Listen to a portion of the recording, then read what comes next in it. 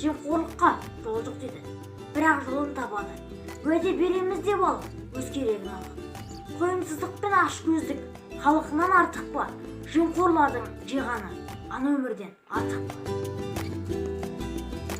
Жамандыққа тосқауыл қояйық, пара алғанның жолы жабық қоянық.